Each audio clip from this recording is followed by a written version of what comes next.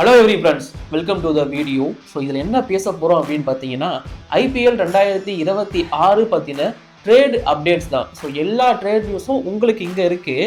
First of all அதற்கு முன்னாடி action இங்கே நடக்க போகுது, இப்போ நடக்கலாம் அப்படிங்கிற மாதிரி சொன்னாங்க. அதற்கு முன்னாடி ரிட்டன்ஷன் டெட்லைன்ஸ் அப்படிங்கிற ஒரு டேட்டும் கொடுத்துருந்தாங்க ஐபிஎல் அண்ட் பிசிசிஐ சைடு இருந்து.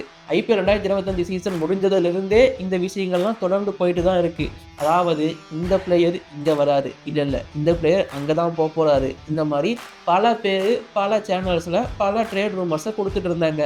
இன்ஃபேக்ட் ஆஷன்னா கூட அப்பப்போ நம்ம வலைபேச்சு சேனல் மாதிரி அப்டேட் கொடுத்துட்டு போவார், திடீர்னு இல்லைன்னு சொல்லுவார். இந்த மாதிரி பல விஷயங்கள் தொடர்ந்து போயிட்டே தான் இருந்துருந்துச்சு. ஸோ அந்த வகையில் இப்போதைக்கு இந்த ரிட்டன்ஷன் டெட்லைன் அப்படின்லாம் முடிய போகிற நேரத்தில் பல டீம்ஸ் தங்களோட அஃபிஷியல் ட்ரேட் அப்படிங்கிறத அனௌன்ஸ் பண்ணியிருக்காங்க. ஐபிஎல்லும் அதை கன்ஃபார்ம் பண்ணியிருக்காங்க. அந்த எல்லா ட்ரேட் விஷயங்களையும் பேசுகிறதுக்காக தான் இந்த வீடியோ.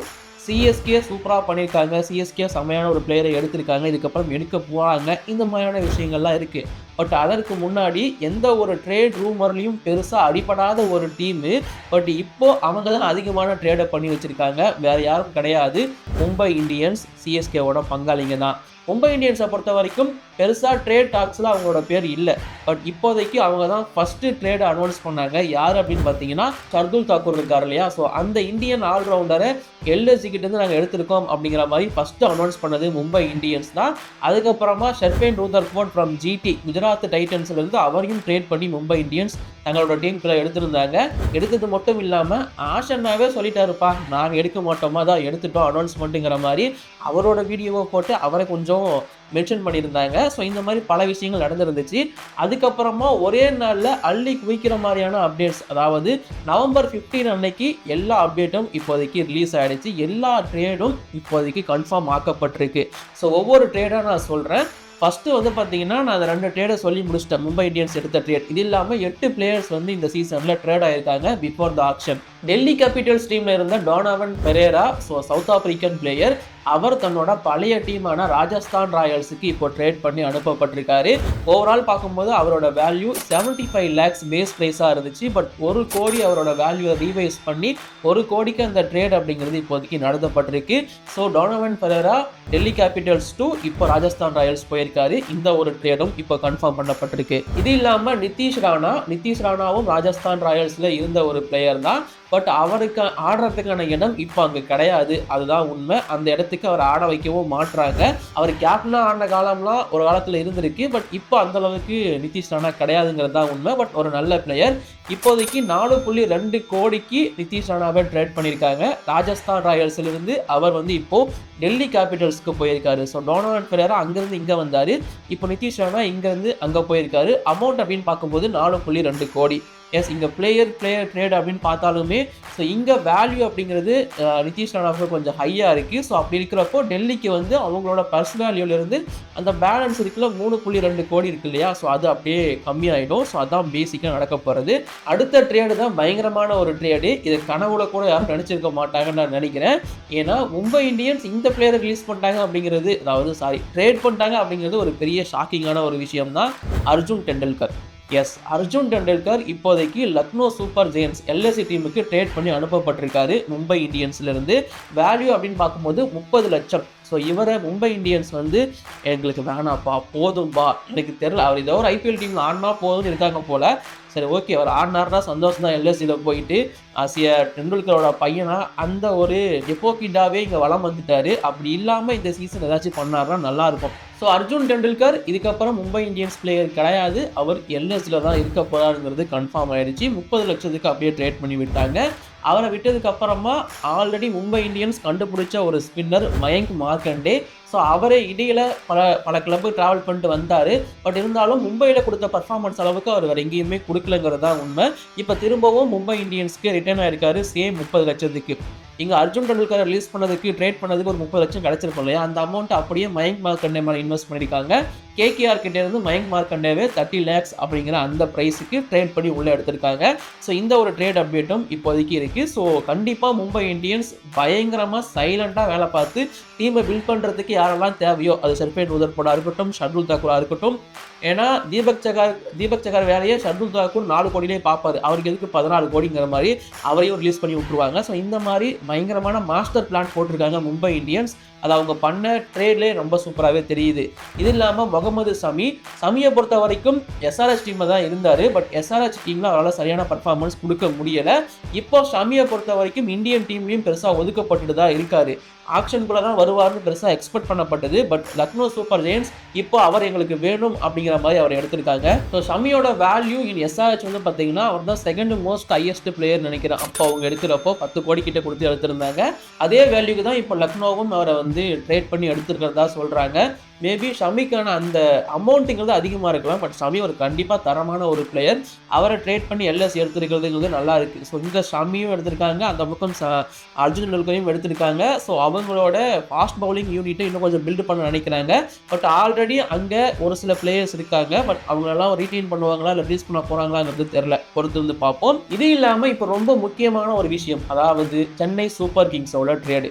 அதாவது இந்த ட்ரேட் ரூமர்ஸ் இல்லை ட்ரேடோட அந்த விண்டோ ஸ்டார்ட் ஆனதுக்கப்புறமா பெருசாக பேர்கள் அடிப்பட்டது சென்னை சூப்பர் கிங்ஸ், சஞ்சு சாம்சன் இதுதான் நிறைய அடிபட்டுட்டே இருந்துச்சு.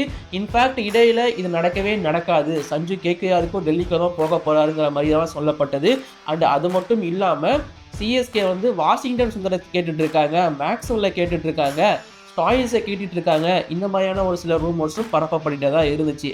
பட் சிஎஸ்கே ஏதோ ஒரு ட்ரேட் பண்ணி டீமை வந்து பில்ட் பண்ணுறதுல ரொம்ப முக்கியமாக அது வந்து குறிக்கோளோட தான் இருந்தாங்க. இங்கே தோனியோட டிசிஷன்ஸ் இருக்குது, மேனேஜ்மெண்ட்டோட டிசிஷன்ஸ் இருக்குது, இதெல்லாம் ஒத்து வர போனோம். இந்த மாதிரி பல விஷயங்கள் போயிட்டு இருந்துச்சு. பட் இப்போ ரீசெண்டாக ரொம்ப நம்பிக்கைக்கூடிய சோர்ஸ் கிட்ட இருந்து கண்டிப்பாக சஞ்சு சிஎஸ்கே வர போகிறாருங்கிறதுக்கான உண்மைங்கிறது வெளிவந்துருச்சு. அதுக்கப்புறமா இந்த ட்ரேட் நியூஸும் ரொம்ப பெருசாக சூடு பிடிச்சிது. இப்போ அதை அஃபிஷியலாகவே கன்ஃபார்ம் பண்ணிட்டாங்க. ஸோ சிஎஸ்கே வந்து ஜடேஜாவுக்கு தேங்க்யூ போஸ்ட்டு வீடியோ ஒன்று ரெடி பண்ணி அவருக்கு ஒன்று போடுறது, சஞ்சு சாம்சனுக்கு ஏஐல கிரியேட் பண்ணி வணக்கம் வாங்க சஞ்சு அப்படின்னு சொல்லிட்டு போஸ்ட் போடுறதுன்னு சொல்லிட்டு இப்போ கிரிக்கெட்டுன்னு போய் பார்த்தா ஃபுல்லாகவே சஞ்சு சாம்சன் ஜடேஜா ட்ரேட் பற்றி தான் எல்லாருமே பேசிட்டு இருக்காங்க. இதை தவிர நான் சொன்ன எல்லா ட்ரேடுமே நடந்திருக்கு. பட் அதை பெருசாக யாரும் பேசுறதுங்கிறது தான் உண்மை. பட் ஏன்னா இது முக்கியமான ஒரு ட்ரேட். கண்டிப்பாக இந்த ட்ரேட் வந்து பிக்கஸ்ட் ட்ரேட்னு சொல்லலாம் சிஎஸ்கே ஹிஸ்ட்ரியை பொறுத்த வரைக்கும்.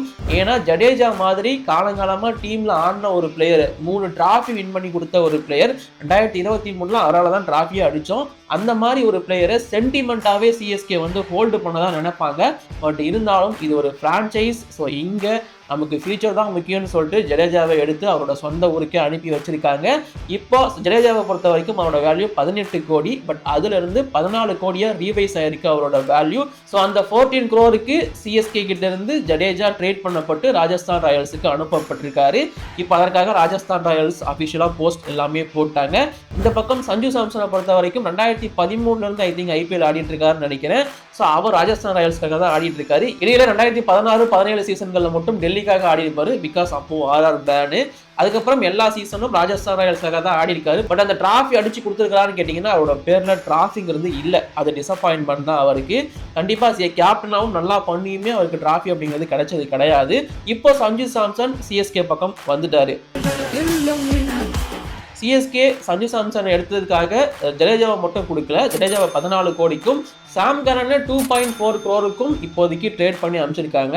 ஸோ சிஎஸ்கே கிட்ட ராஜஸ்தான் ராயல்ஸ் கேட்டது வந்து ஜடேஜா ப்ளஸ் சிவம் துபே. பட் இங்கே சிவம் துபே நாங்கள் கொடுக்க மாட்டோம்னு சொல்லிட்டு அதுக்கப்புறமா அப்படி இப்படின்னு பேசி சாம் கரனில் வந்து நின்று இருக்கு ராஜஸ்தானை பொறுத்த வரைக்கும். ராஜஸ்தான் ஆல்ரெடி நான் முன்னாடியே சொன்ன மாதிரி அவங்களும் டீமை கட்டமைக்க வேண்டிய சுச்சுவேஷன் இருக்காங்க. அப்படிங்கும் போது ஜடேஜா அண்ட் சாம் கரன்கிற இந்த 2 ஆல்ரவுண்டர்ஸ் கண்டிப்பாக அந்த டீமை கண்டிப்பாக அதில் சூப்பராக மிடில் ஆர்டரில் பிளேஸ் ஆவாங்க. ஆர்ஆருக்கு மிடில் ஆர்டர் தான் பிரச்சனை இருந்துச்சு, அதை வந்து சரி பண்ணுறதுக்காக இவங்க 2 பேர் இப்போ எடுத்து வச்சிருக்காங்க. இந்த பக்கம் சிஎஸ்கேக்கும் இது சக்ஸஸ் ஆன ஒரு ட்ரேட் தான். ஏன்னா சஞ்சு சாம்சன் மாதிரி ஒரு வேல்யூ உள்ள அவர் வந்து அஸ் ஏ பிளேயராகவும் சம வேல்யூ, அஸ் ஏ பிஸ்னஸ் வைஸாக பார்த்தாலுமே சம வேல்யூ, தமிழ் பேசக்கூடிய ஒருத்தரும் கூட, தமிழ் கூட நிறைய கனெக்ட் ஆகிருக்கிற ஒருத்தர். ஸோ அவர் இங்கே வந்தாருன்னா தோனிக்கு அப்புறம் சஞ்சு சாம்சனை வச்சு அவங்களால சிஎஸ்கேவை ரன் பண்ண முடியும். அதாவது தோனிக்கு அப்புறம் சிஎஸ்கேல சஞ்சு சாம்சன் தான் அப்படிங்கிறத சொல்லாமல் சொல்கிறதுக்காக தான் இந்த ட்ரேடே பண்ணியிருக்காங்க. இதுக்கப்புறம் கான்சன்ட்ரேஷன் ஃபுல்லாக அவர் மேலே தான் இருக்கும். சஞ்சு சாம்சனை கேப்டன் ஆக்குவாங்களா அப்படின்னு கேட்டிங்கன்னா எடுக்க இந்த சீசன் கேப்டன் ஆக்குறதுல ஒரு கேள்விக்குறி இருக்குது. ஏன்னா இங்கே ஆல்ரெடி ருத்துராஜ் கெய்க்வாட் அப்படிங்கிற ஒருத்தர் இருக்காரு. மேபி அவர்கிட்ட கேப்டன்சி கொடுக்கலாம், இல்லை சஞ்சு கிட்டையுமே கொடுக்கலாம். இது வந்து இவங்க 2 பேருக்குள்ள ஒருத்தருக்கு தான் கேப்டன்சி போகும் அப்படிங்கிறது தான் இப்போதைக்கு இருக்கிற நிலைமை. அண்ட் 2026 தோனி ஆடுவார்னு கன்ஃபார்ம் பண்ணப்பட்டிருக்கு. பட் அதுக்கடுத்து அடுத்த சீசன்களில் ஆடுவாராங்கிறதுல கேள்விக்குறி இருக்குது. ஓவரால் சிஎஸ்கேவை பொறுத்த வரைக்கும் பிஸ்னஸ் வைஸாகவும் சரி, அசிய டீம் வைஸாகவும் சரி, இப்போதைக்கு ரொம்ப பயங்கரமாக ஸ்குவாடை பில்ட் பண்ணி வச்சிருக்காங்க. டவுட்டே வேணாம். சஞ்சு சாம்சனோட இன்க்ளூஷன் ரொம்ப பெருசாக அவங்களுக்கு ஹெல்ப் பண்ண போகுது. நான் திரும்பவும் சொல்கிறேன், இது ஜஸ்ட்டு கேமுக்காக விளையாடுறதுக்காக மட்டும் கிடையாது, பிஸ்னஸும் இதில் ரொம்ப பெருசாக அடங்குங்கிறது நான் வந்து சொல்லிக்க விரும்புகிறேன். ஸோ கூடிய சீக்கிரம் ரிட்டன்ஷன் யாராவது பண்ண போகிறாங்க, யாராவது ரிலீஸ் பண்ண போகிறாங்க அப்படிங்கிற அப்டேட் எல்லாமே வந்துடும். இந்த வீடியோக்கு நீங்கள் கொடுக்குற ரெஸ்பான்ஸை பொறுத்து அதுக்குமே நம்ம வீடியோ போடுவோம். அதுக்கு சேனலை மறக்காமல் சப்ஸ்கிரைப் பண்ணி வச்சுக்கோங்க. இப்போதைக்கு நான் கிளம்புறேன் கைஸ். By by, thank you.